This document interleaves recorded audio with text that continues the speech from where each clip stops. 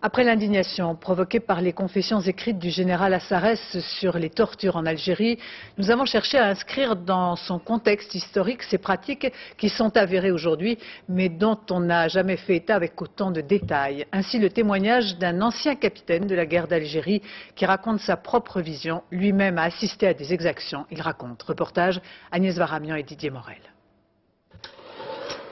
Du Djebel, Pierre-Alban Thomas a rapporté ces quelques images. Nous sommes en février 1960. Le capitaine Thomas commande une section de ce bataillon de chasseurs. Ce jour-là, il filme la fin d'une embuscade tendue par sa compagnie. Une dizaine de rebelles ont été tués dans le front de l'Oued. Ici, un de ceux qui répond aux sommations, il est blessé, il a un bras pantelant, on ne le voit pas trop, mais il se rend.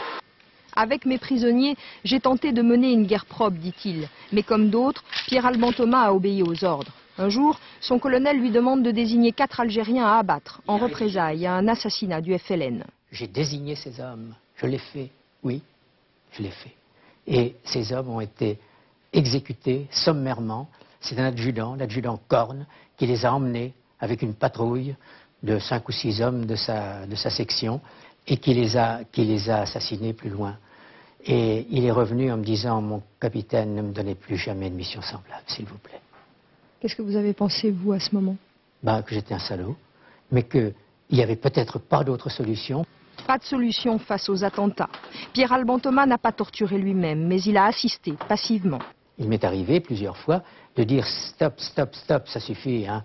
Mais hélas, je n'ai pas été au-delà, parce que c'était devenu une banalisation, la torture. Ça faisait partie de cette guerre. Et je m'étais coulé dans le moule et on avait admis que c'était quelque chose de normal.